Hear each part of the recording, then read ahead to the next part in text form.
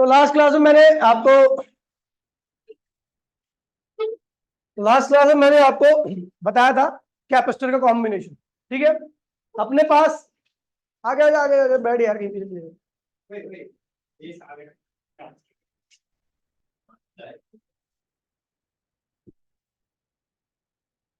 अपने पास दो तरह के कैपेसिटर के कॉम्बिनेशन होते हैं। जिस प्रकार से रेजिस्टेंस में दो तरह के कॉम्बिनेशन होते हैं, वैसे सेम कैपेसिटर के अंदर भी दो तरह के कॉम्बिनेशन होते हैं।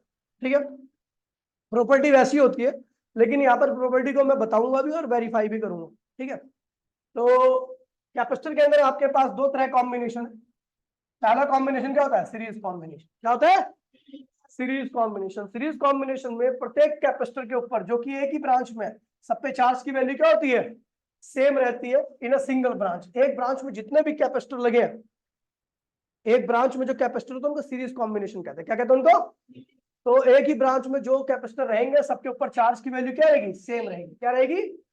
और टोटल पोटेंशियल इज डिस्ट्रीब्यूटेड। मतलब कि अगर मान लीजिए एक ब्रांच के अक्रॉस में आप 10 वोल्ट का पोटेंशियल अप्लाई कर रहे हो, तो उस 10 वोल्ट में से हो सकता है 1 वोल्ट पहले कैपेसिटर पे आ जाए, 2 वोल्ट दूसरे पे आ जाए, 3 वोल्ट तीसरे पे आ जाए। ऐसे जितने भी कैपेसिटर है, सब पे क्या होगा? उस 10 वोल्ट का कुछ ना कुछ पार्ट क्या होगा? आ जाएगा। लेकिन जब सारे कैपेसिटर के सारे पोटेंशियल को, जो कैपेसिटर है उनके सारे पोटेंशियल को अगर आप जोड़ोगे तो 10 वोल्ट के ही बराबर आएगा। दोबारा मैं रिपीट कर रहा हूं, अगर मान लीजिए एक ब्रांच के अक्रॉस में, ये ब्रांच है, इसमें बहुत सारे कैपेसिटर है, और आपने इस ब्रांच के अक्रॉस में आपने 20 वोल्ट की सप्लाई दी है। क्या दी है? तो ये सारे कैपेसिटर एक ही ब्रांच में, इसलिए सीरीज कॉम्बिनेशन में होंगे। और इस 20 वोल्ट में से कुछ पोटेंशियल यहां पर, कुछ पोटेंशियल यहां पर, कुछ पोटेंशियल यहां पर, कुछ पोटेंशियल यहां पर, कुछ पोटेंशियल यहां पर। लेकिन अगर आप सारे पोटेंशियल को जोड़ते हो तो वो सारे पोटेंशियल का सम जो आएगा वो 20 वोल्ट के क्या होगा? बराबर आएगा। ठीक है भैया, तो वही कह रहा है कि टोटल पोटेंशियल क्या करता है भैया? डिस्ट्रीब्यूट करता है। टोटल पोटेंशियल क्या करता है?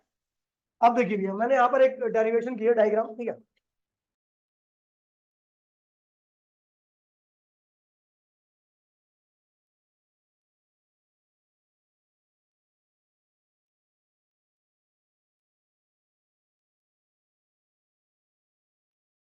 ठीक है, तो चलो भैया देखिए, तो मैंने यहाँ पर तीन कैपेसिटर को कॉम्बिनेशन लिया और तीनों कैपेसिटर एक ही ब्रांच में, किसमें है? तो तीनों कैपेसिटर सीरीज कॉम्बिनेशन में मानेंगे। किसमें मानेंगे? अब देखिए क्या होता है, ध्यान दीजिएगा। पहले ये प्लेट, ये प्लेट, ये प्लेट, सब प्लेट क्या थी? न्यूट्रल थी। क्या थी? किसी के ऊपर कोई चार्ज नहीं था। लेकिन मैंने फिर क्या किया? इस बैटरी के पॉजिटिव से इस प्लेट को जोड़ दिया। जोड़ दिया, तो बैटरी के अगर पॉजिटिव से मैंने इस प्लेट को जोड़ दिया, तो इस प्लेट से ये बैटरी का पॉजिटिव जो है वो कितना चार्ज खींचता है? माइनस क्यू चार्ज क्या करता है? खींच लेता है। जब ये पहले प्लेट इसके ऊपर जीरो चार्ज था, जब इससे इस पॉजिटिव टर्मिनल ने इस प्लेट से माइनस क्यू चार्ज नीचे खींच लिया, तो इस पे कितना आ जाएगा? प्लस क्यू चार्ज आएगा। समझ गए? अब देखिए, तो इसके ऊपर क्या आ गया? प्लस क्यू चार्ज, क्योंकि इस बैटरी के पॉजिटिव ने इससे कितना चार्ज खींच लिया? माइनस क्यू चार्ज खींच लिया। ठीक है, अब ये प्लेट जो कि पहले न्यूट्रल थी, उसके ऊपर क्या आ गया? प्लस क्यू चार्ज आ गया। अब ये जो खींचा गया चार्ज है बैटरी, इसको यहां से और इस वाले कैपेसिटर की प्लेट पे लाके रख देंगे। तो पहले इस प्लेट पे कितना चार्ज था? 0। लेकिन अब इसके ऊपर माइनस क्यू चार्ज आएगा, तो यहाँ पर क्या होगा? Minus Q. समझ गए? तो इस वाली प्लेट पे क्या आ गया? प्लस क्यू, और इस वाली प्लेट पे क्या आ गया? Minus Q. अब देखिए क्या होता है, बीच की प्लेट पे कैसे चार्ज आया। तो आपको पता है पहले ये दोनों प्लेट पे नेट चार्ज क्या था? 0। अगर मैं केवल इन दोनों प्लेट की बात करूं तो इन पे नेट चार्ज क्या था? 0। लेकिन इस वाली प्लेट पे कौन सा चार्ज था? प्लस। तो बाय इंडक्शन प्रोसेस, हाँ बेटा, कौन सी क्लास बेटा? 11th। एक मिनट, हमें पता लग गया भैया ये वाली प्लेट क्या हो चुकी है? प्लस चार्ज, और ये वाली प्लेट क्या हो चुकी है? माइनस चार्ज, है ना। अब बीच वाली प्लेट में, इन दोनों प्लेट पे भी नेट चार्ज क्या है? 0। और इन दोनों प्लेट पे भी नेट चार्ज क्या है? भी 0 है। हम जानते हैं कि अगर ये प्लेट पे नेट चार्ज 0 है, तो इस पे क्या है? Plus Q coulomb. तो ये जो प्लस क्यू कूलम है चार्ज, वो क्या करेगा? इस प्लेट से, ध्यान दीजिए भैया, बाय इंडक्शन प्रोसेस जानते हो ना, ये मेटल प्लेट है। ये कैसी प्लेट है? और मेटल का पोलराइजेशन बहुत बढ़िया होता है। तो जितना प्लस क्यू चार्ज यहां पर क्रिएट हुआ है, इसके जस्ट अपोजिट क्या होगा? माइनस क्यू चार्ज यहां पे आएगा, और इसके just opposite plus Q charge क्या होगा? यहां पर हो जाएगा। ठीक है, अब आपको पता प्लस क्यू चार्ज यहां पर आ गया। ये भी क्या, दोनों पहले न्यूट्रल थी, ये भी क्या थी? नेट चार्ज क्या था? तो जैसे ही प्लस क्यू चार्ज यहां पर आया, उस प्लस क्यू चार्ज ने क्या किया, बाय इंडक्शन यहां पर क्या कर दिया, माइनस क्यू चार्ज, और यहां पर क्या कर दिया। अब इसी प्रकार से हमने देखा कि हमारा चार्ज केवल क्यू माइनस क्यू चार्ज निकला, और वो यहां से यहां पे आया, और उसी की वजह से यहां पर माइनस क्यू चार्ज, यहां पर प्लस क्यू चार्ज, यहां पे माइनस, यहां पे प्लस, होता क्या, ठीक है। तो इस तरीके से हम देख रहे हैं कि जितना चार्ज यहां पे ट्रांसफर हुआ, उतने चार्ज इस पे आया, उतने चार्ज इस पे आया, उतने चार्ज क्या हुआ, इस पे आ गया, ठीक है। अब एक चीज देखिए, सब पे चार्ज क्या भी है सीरीज कॉम्बिनेशन में, सेम है, समझ गए भैया। क्योंकि ये मेटल प्लेट है, मेटल प्लेट का यहाँ पर जितना चार्ज होगा उसका जस्ट अपोजिट क्या होगा, यहाँ पर होगा, ठीक है। अब ये माइनस हो गया तो इधर क्या होगा, प्लस हो जाएगा, तो उसका जस्ट अपोजिट क्या होगा, यहाँ पर हो जाएगा। मेटल प्लेट पे जो पोलराइजेशन की वजह से जो चार्ज आता है वो उतना ही चार्ज होता है जितना उसके पास में चार्ज रखा होता है। तो इसके पास में कितना चार्ज रखा है, प्लस क्यू, तो जस्ट अपोजिट क्या होगा, माइनस क्यू, प्लस क्यू, तो यहाँ पर क्या होगा, माइनस, उतना ही आएगा मेटल प्लेट के केस में। अगर दूसरी प्लेट से बना होता, मेटल के अलावा कुछ और बना होता, किसी और से बना होता, तो यहाँ पर अगर मान लीजिए 4 कूलम चार्ज था तो यहाँ पर क्या होता, 3 कूलम चार्ज आता। लेकिन जैसा कि हमें पता है मेटल का है, तो अगर यहाँ पर +4 कूलम चार्ज हो तो यहाँ पर क्या होगा, -4, यहाँ पर क्या होगा, +4, यहाँ पे फिर क्या होगा, यहाँ पर क्या होगा, यहाँ पर इस तरीके से मेटल प्लेट के, क्योंकि पैरेलल प्लेट कैपेसिटर जो भी बनता है उसकी प्लेट जो होती है वो हमेशा मेटल की बनी होती है, ठीक है। चलो ठीक है, सब पे चार्ज क्या आ गया, सेम आ गया। सबका कैपेसिटेंस क्या है, इसका C1, इसका तो भैया चार्ज पता, आपको पता है कि एक फॉर्मूला आपको पता है, Q इक्वल्स टू में क्या होता है, CV, क्या होता है, तो V क्या होगा, Q अपॉन में C। तो मुझे पता है इसके ऊपर चार्ज कितना है, इसका कैपेसिटेंस क्या है, तो इसके ऊपर जो पोटेंशियल होगा V1, उसकी वैल्यू क्या है, Q अपॉन में, इसके ऊपर चार्ज कितना है, इसका कैपेसिटेंस क्या है, तो इसका पोटेंशियल क्या होगा, और इसके पर चार्ज कितना है, इसका कैपेसिटेंस कितना है, तो इसके अगर उसमें पोटेंशियल क्या होगा। और आपको पता है भैया बैटरी, इस बैटरी, ये क्या है, टोटल पोटेंशियल, ये क्या है, और टोटल पोटेंशियल किसके बराबर होगा, टोटल चार्ज जिसका लेन देन हुआ, कितने चार्ज का लेन देन हुआ, केवल क्यू चार्ज का लेन देन हुआ, बाकी तो सब इंड्यूस हो गए, ठीक है।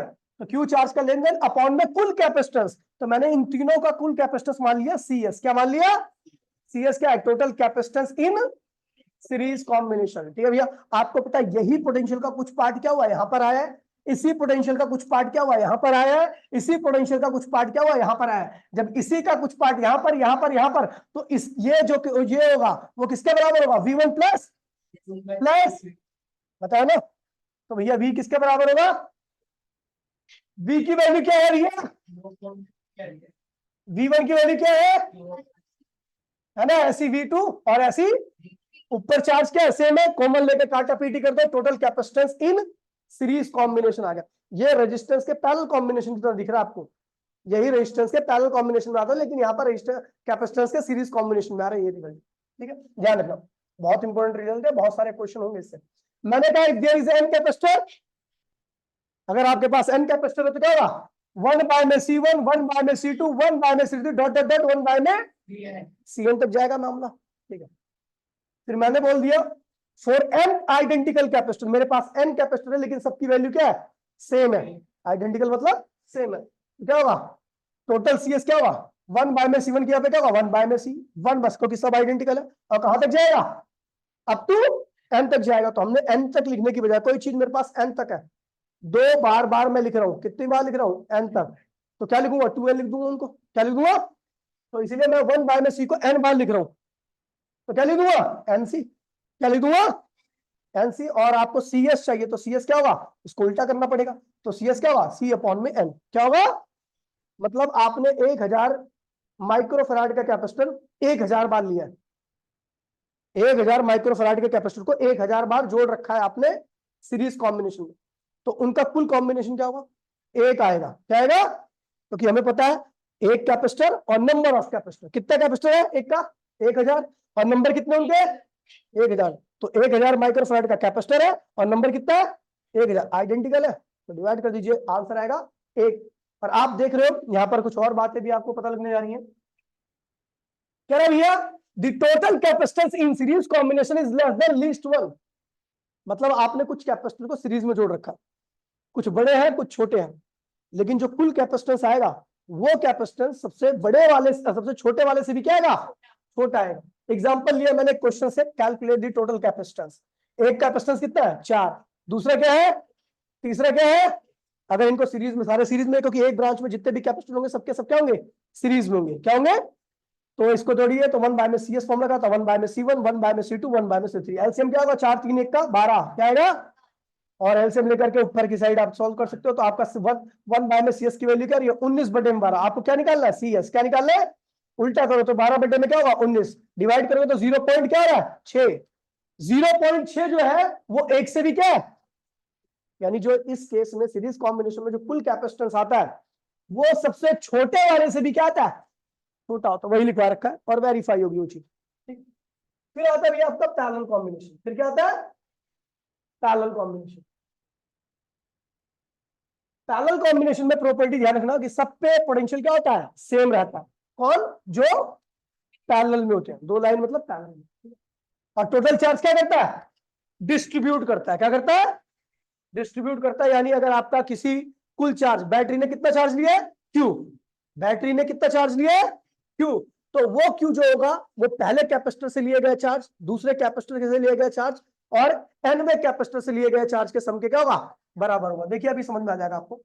मैंने क्या किया, ये 3 कैपेसिटर है अपने पास, ठीक है, मैंने पहले इन सब पे नेट चार्ज क्या था, 0 था, किसी भी प्लेट पे कोई चार्ज नहीं था। मैंने क्या किया, इन सब के लेफ्ट प्लेट को इस बैटरी के पॉजिटिव से जोड़ दिया और इन सब की राइट प्लेट को इस बैटरी के नेगेटिव से जोड़ दिया, ठीक है। आपको पता है इस, ये सारे लेफ्ट की प्लेट जो है वो इससे पॉजिटिव से जुड़े, तो पॉजिटिव का काम क्या होता है कि इस प्लेट को से नेगेटिव चार्ज को खींचना इस प्लेट से, ताकि अगर नेगेटिव चार्ज खींचेगा तभी तो इनके ऊपर क्या आएगा, पॉजिटिव चार्ज। तो भैया मैंने मान लिया इस बैटरी के V पोटेंशियल, देखिए, और ये भी देख रहे हो आप कि इन सब प्लेट का लेफ्ट साइड का प्लेट जो है, ये जो लेफ्ट साइड की प्लेट है वो सब इस बैटरी के पॉजिटिव से जुड़ी है, मतलब सब पे एक ही तरह का पॉजिटिव होगा, एक तरह का पॉजिटिव इंफ्लुएंस होगा ना सब पे, क्योंकि वो एक ही पॉजिटिव से जुड़े हुए। और ये सबकी जो राइट साइड की प्लेट है वो सबकी सब क्या है, उसी बैटरी के नेगेटिव से जुड़ी है, तो सबके ऊपर नेगेटिव का इंफ्लुएंस भी क्या होगा, सेम रहेगा। समझ गया। तो अब देखिए ये बैटरी का इंफ्लुएंस है, सब पे बैटरी का इंफ्लुएंस क्या होगा, सेम होगा, इसलिए सब पे पोटेंशियल भी क्या आएगा, सेम आएगा। जब सब पे नेगेटिव और पॉजिटिव का इंफ्लुएंस सेम है, लेफ्ट पे पॉजिटिव का इंफ्लुएंस और राइट पे नेगेटिव का इंफ्लुएंस सेम है, तो भैया सबके ऊपर पोटेंशियल भी क्या आएगा, सेम आएगा। इसलिए पैरेलल कॉम्बिनेशन में जो भी कैपेसिटर लगे होते हैं सब पे पोटेंशियल क्या होता है, सेम रहता है, सब पे पोटेंशियल क्या होगा, सेम रहेगा। तो हमने देख लिया पोटेंशियल सब पे क्या है, सेम है, ठीक है। इसका कैपेसिटेंस क्या है C1, इसका क्या है C2, इसका क्या है C3।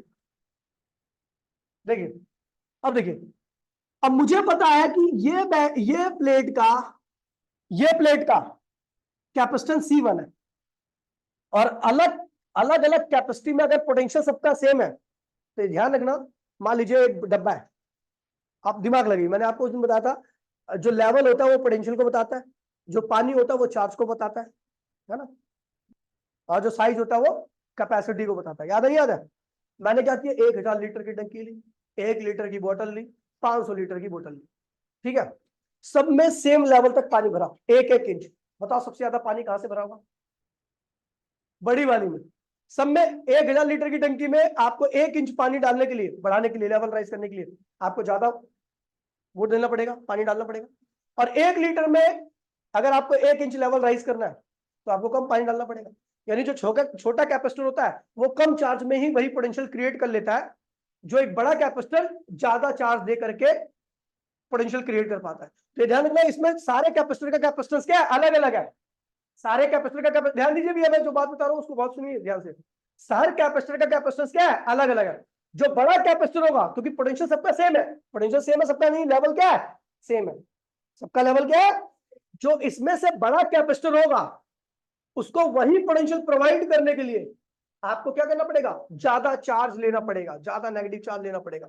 और जो छोटा कैपेसिटर होगा उसको उतने ही लेवल पे उतने पोटेंशियल करने के लिए आपको कम चार्ज लेना पड़ेगा। इसलिए तीनों कैपेसिटर का कैपेसिटेंस अलग अलग है। इसलिए इस वाले कैपेसिटर से कितना चार्ज गया, Q1 कितना गया, इस वाले कैपेसिटर को चार्ज करने के लिए कितना चार्ज गया, Q2, और इस वाले कैपेसिटर को चार्ज करने के लिए कितना गया, तब यहां से Q1 नेगेटिव चार्ज गया तो इस पे क्या आएगा, प्लस Q1, और यहां से अगर Q2 नेगेटिव चार्ज गया तो यहां पर क्या आएगा, और इस वाली प्लेट से अगर आपका Q3 नेगेटिव चार्ज गया तो यहाँ पर क्या आएगा, प्लस Q3, और ये सारे चार्ज क्या होंगे, इसकी लेफ्ट साइड राइट साइड वाली प्लेट पे आके अपियर हो जाएंगे, तो उसमें क्या उतना ही नेगेटिव चार्ज आएगा। अब आपको पता है भैया, ये तीनों चार्ज मिलकर के Q1 Q2 और Q3 मिलकर के इसी ब्रांच में जाएंगे, तो उन तीनों चार्ज का सम क्या रहा है, Q क्या रहा है। अब देखिए चार्ज क्या होता है, कैपेसिटेंस इनटू में पोटेंशियल, तो इसका कैपेसिटेंस क्या है, इसका पोटेंशियल क्या है, तो इसका चार्ज क्या होगा, Q1 क्या होगा, C1 इसका, इसके ऊपर पोटेंशियल कितना है, V, इसका कैपेसिटेंस क्या है, इसका जो चार्ज गया Q2 उसकी वैल्यू क्या होगी, C2 इंटू में V।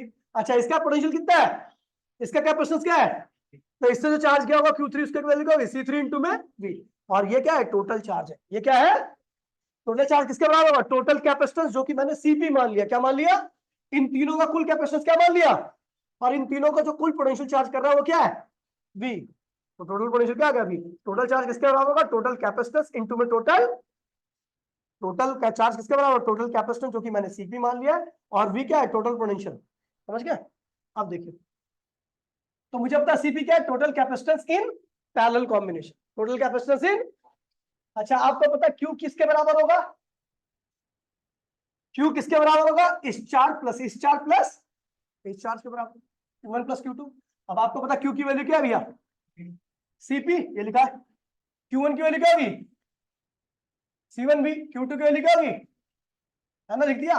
उसके बाद भैया हम देख रहे हैं V इधर भी है, V इधर भी है, कॉमन लेके काटा पीटी कर दो, ये आ गया कुल कैपेसिटेंस इन पैरेलल कॉम्बिनेशन। और हम बता रहे हैं भैया अगर n कैपेसिटर लगे तो क्या होगा, ये मामला n तक जाएगा, और n आइडेंटिकल कैपेसिटर है, C plus C plus C plus C n types, तो क्या लिख दोगे, NC, क्या लिख दोगे, NC। और यहाँ पर एक नोट करने वाली बात और है, बहुत खास बात है, बहुत खास बात है, हाँ भैया, हाँ ठीक है, अच्छा वो रिकॉर्डिंग, तो कहती कि मेरी बात हो रही है, ठीक है चलो। देखो टोटल कैपेसिटेंस क्या हो जाएगा भैया, सबके सम के बराबर है। अगली बात देखिए भैया, नोट में रहना, total capacitance parallel combination is greater than the higher one. अगर पैरेलल कॉम्बिनेशन में आपको कुछ कैपेसिटर लगे हैं, उसमें सबसे बड़ा कैपेसिटर से भी बड़ा क्या आएगा, उनका रिजल्ट आएगा। जैसे एग्जांपल में 4, 2 और 1, इनको पैरेलल में जोड़ रखा है, इन सबका सम क्या आएगा, क्योंकि आपको पता समी तो करना है यहाँ पर, ठीक है, 7 आ रहा है, और ये 7 क्या है, 4 से जो कि सबसे बड़ा है उससे भी क्या है, उसमें क्या आता था, सबसे छोटे वाले से भी, इसमें सबसे बड़े वाले से भी। अब आ रहा है, ये देखिए, अब ये टॉपिक आपकी पूरी एनसीईआरटी में नहीं है, ठीक है, इससे क्वेश्चन बहुत ज्यादा पूछ जाते हैं। एक कैपेसिटर के अंदर हमने, आपको याद होगा कि डाइलेक्ट्रिक स्लैब डाली थी, ठीक है, डाइलेक्ट्रिक स्लैब डालने पर उसका कैपेसिटेंस चेंज हो गया था, बढ़ गया था मतलब, ठीक है। अब हम एक ही कैपेसिटर के अंदर 50 डाइलेक्ट्रिक स्लैब डालेंगे और अलग अलग तरीके से डालेंगे, तो बताएंगे कि उसका फाइनल कैपेसिटेंस कितना होगा, ठीक है। अब यहाँ पर जो डाइलेक्ट्रिक स्लैब डालने का तरीका होगा वो 2 तरीके होंगे, एक सीरीज होगा, दूसरा पैरेलल होगा। तो सीरीज में किस तरीके से होगा या पैरेलल में किस तरीके से होगा, तो हमें इंडिविजुअली दोनों को पढ़ते हैं। एक ही कैपेसिटर है लेकिन उसमें स्लैब अलग अलग तरीके से डाली गई, एक बार सीरीज से और दूसरा एक बार पैरेलल में, ठीक है। ये देखिए, तो कह रहा है यहाँ पर सीरीज कॉम्बिनेशन, ठीक है, क्या पढ़ रहे हैं, कॉम्बिनेशन, टॉपिक का नाम क्या, देखिए, combination of dielectric in single capacitor. एक सिंगल कैपेसिटर के अंदर डाइलेक्ट्रिक का कॉम्बिनेशन पढ़ने जा रहे हैं, ठीक है। पहला कॉम्बिनेशन क्या पढ़ रहे हैं, अभी इससे मतलब मत रखो क्योंकि अभी ये आपको समझ में नहीं आएगा। हमने क्या किया कि ये एक कैपेसिटर था, पैरेलल प्लेट कैपेसिटर, उसके अंदर पहली डाइलेक्ट्रिक इतनी बड़ी डाली, दूसरी डाइलेक्ट्रिक इतनी बड़ी डाली, तीसरी डाइलेक्ट्रिक इतनी बड़ी डाली, चौथी डाली और पांचवी डाली, ठीक है।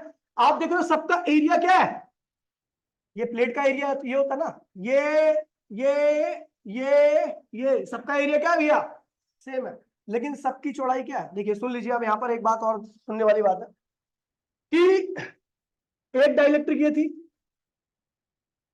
अब इस डाइलेक्ट्रिक के बारे में क्या बोलोगे कि इस डाइलेक्ट्रिक के जो दोनों, ये एक प्लेट ये होगी, मान लीजिए एक डाइलेक्ट्रिक में एक लाइन ये रही, एक लाइन ये रही, तो एक प्लेट ये रही, एक प्लेट ये रही, दोनों प्लेट का एरिया क्या है, सेम है, और जो दोनों प्लेट के बीच की दूरी क्या है, वो d1 है।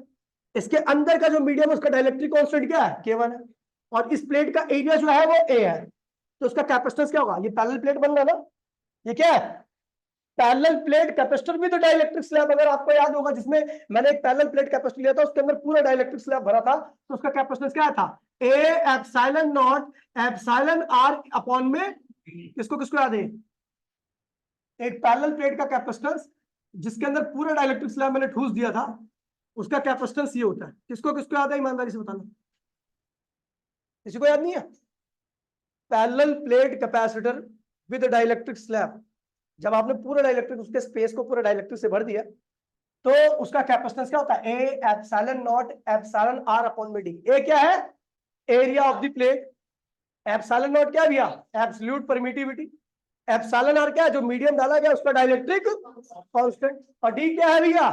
दोनों प्लेट्स के बीच की दूरी। तो यहां पर हमने भैया डाइलेक्ट्रिक को कुछ इस तरीके से डाला, एक डाइलेक्ट्रिक, दूसरी डाइलेक्ट्रिक, तीसरी डाइलेक्ट्रिक, ये पूरा एक कैपेसिटर है, यहां से तक का एक कैपेसिटर है, लेकिन उसमें एक डाइलेक्ट्रिक, दो डाइलेक्ट्रिक, तीन डाइलेक्ट्रिक, चार डाइलेक्ट्रिक डाल दी। कुछ को कितने बन गए भैया?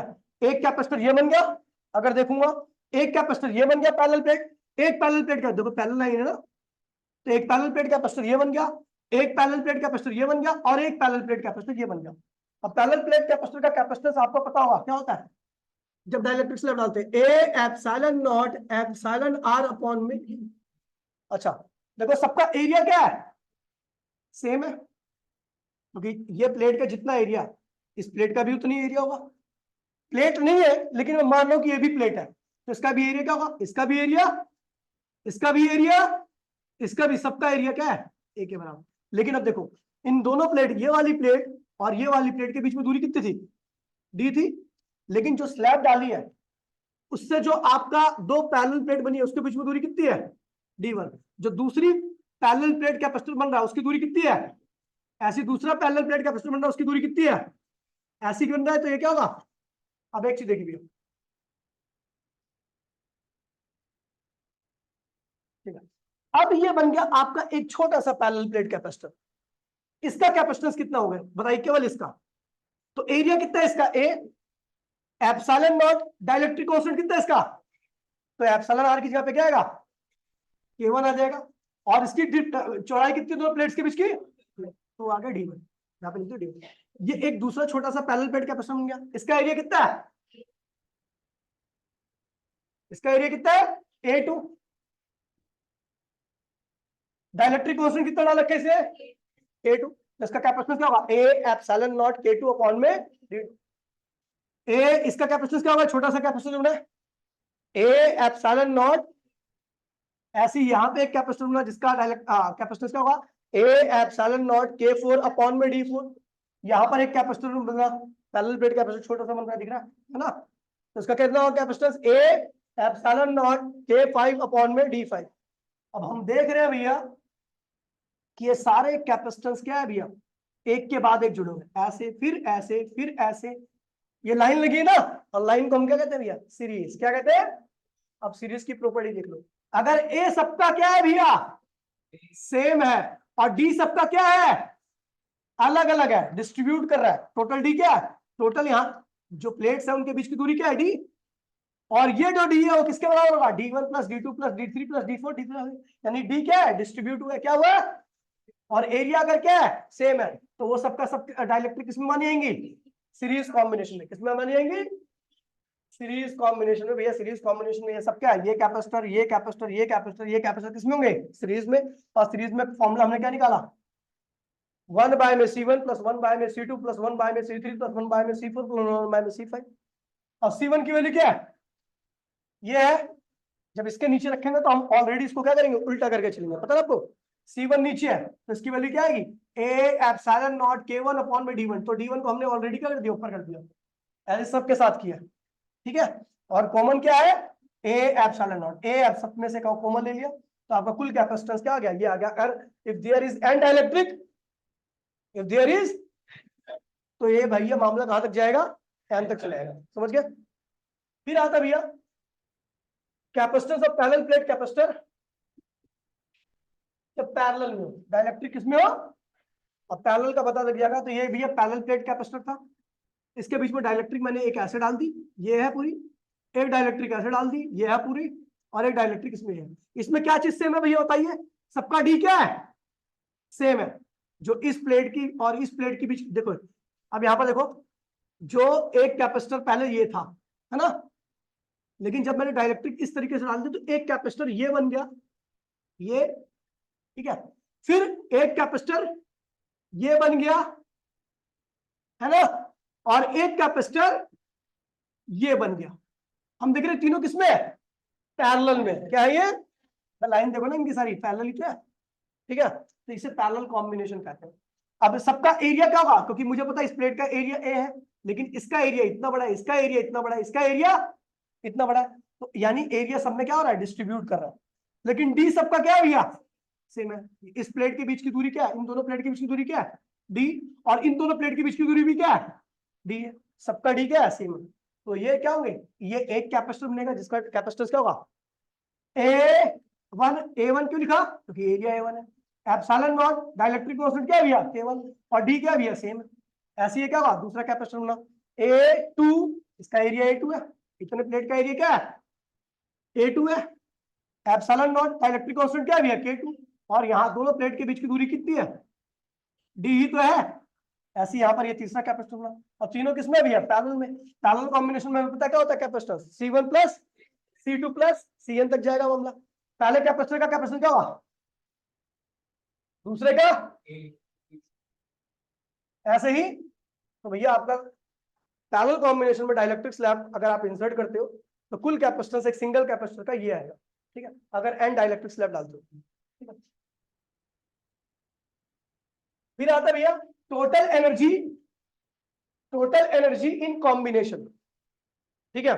हमें पता है, हमने कल तीन फॉर्मूले पढ़े थे एनर्जी के, half QV, half CV square, और हाफ Q स्क्वायर अपॉन में C, half Q square upon में C। अब तीनों फॉर्मूला कहीं पर भी लगा सकते हो, लेकिन यहाँ पर बुकों में इस तरीके से किया जैसे मैं करा रहा हूँ। बाकी तीनों फॉर्मूला कहीं पे लगाओ, क्वेश्चन करेंगे तो आपको खुद ही पता लग जाएगा। ये तीन कैपेसिटर है, क्या है, किसमें, एक ही ब्रांच में, तो किसमें होंगे, सब पे चार्ज क्या होगा, सेम रहेगा, सबका कैपेसिटेंस क्या है, अलग अलग। तो इसके पास एनर्जी, मैंने आपको ये भी बताया था कि जितनी एनर्जी लॉस होती है उतनी एनर्जी क्या होती है, स्टोर भी होती है, बताया था।